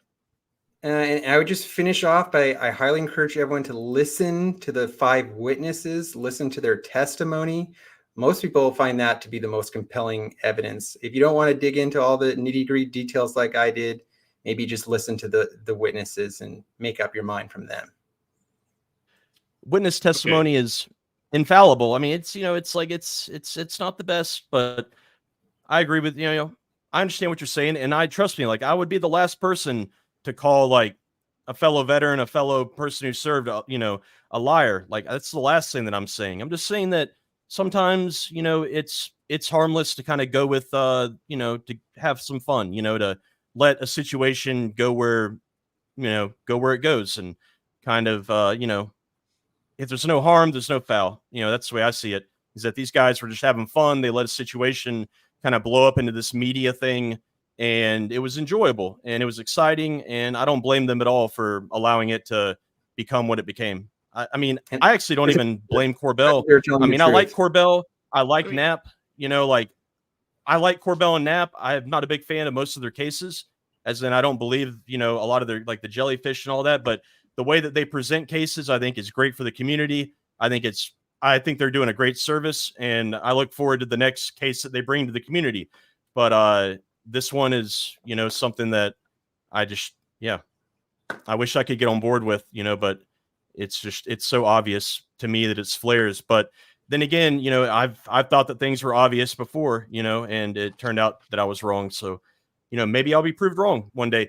Okay, so just one last thing, like, Arthur, what exactly would it take for you to be convinced? Like, what would you need to be shown in order for you to be convinced that these are flares? Well, I would like to know specifically what munitions they were launched, that they're claiming to have been launched, because as of today, we don't know what specific munition were launched that night. So I'd want that information, and then I would compare that against, you know, the video information and the witness information. So I want to know what people are claiming, what specific flare people are claiming were launched that night. Why was that not part of the FOIA information, though? Now, they never specifically said what was launched that night. They did have helicopters loaded up with rocket-launched IR flares, but they seemingly returned to base without having expended them. So we have no data that specifically describes what munitions were launched that night. Now, okay, one thing I want now. Well, I mean, just let me say one last thing, Tony.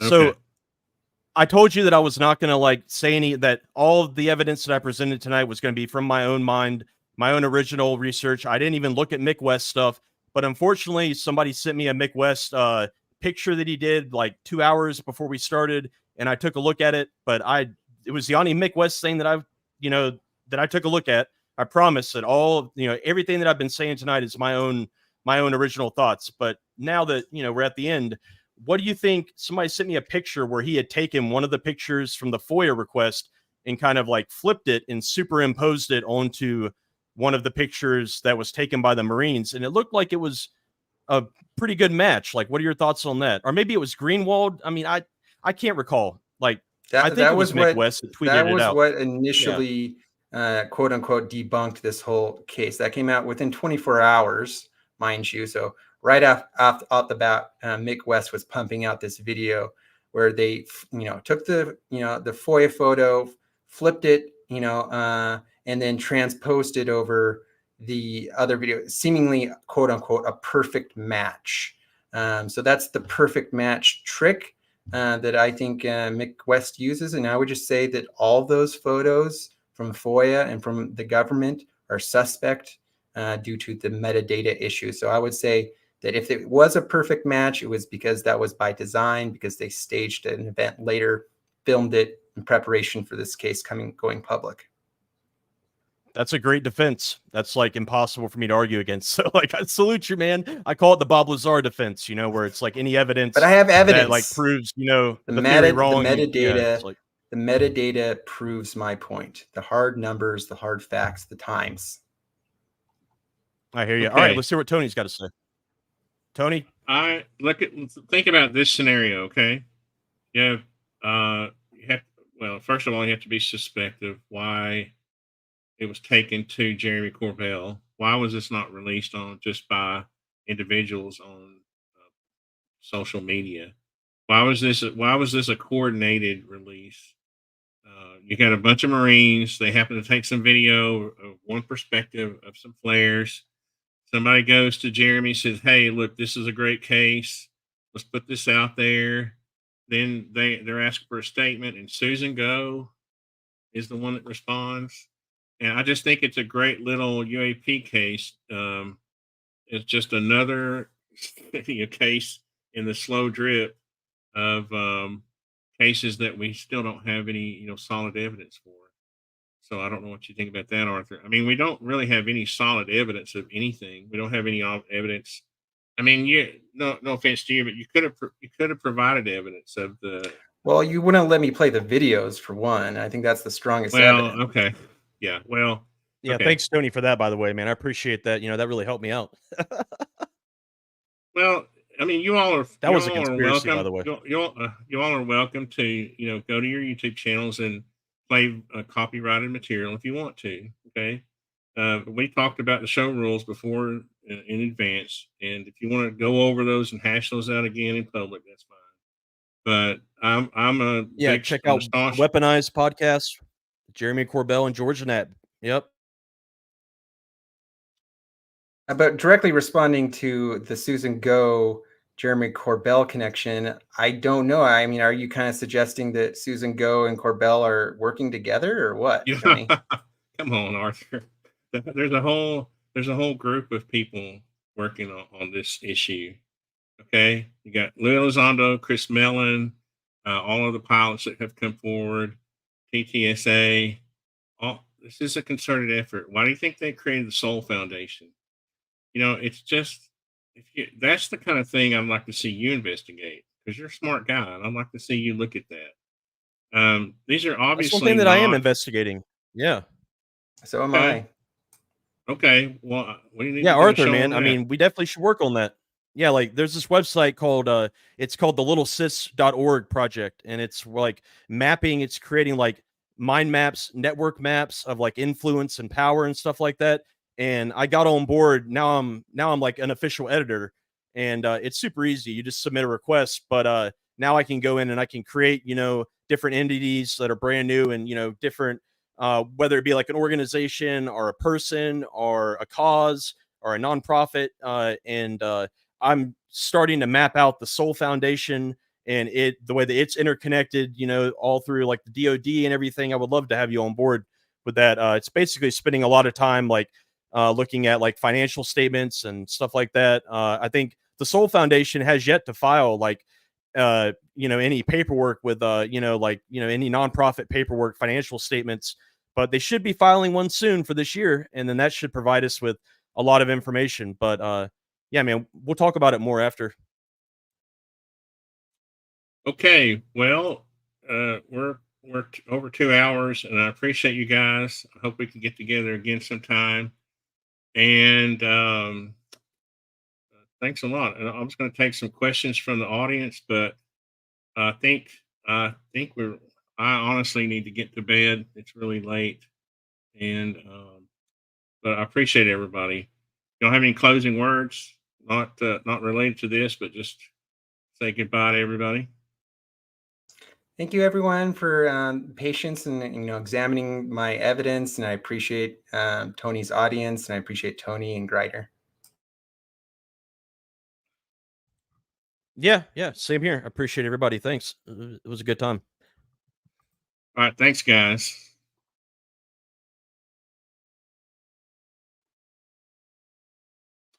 Okay, thank you, audience, for hanging in there, and we'll probably revisit some of this. I guess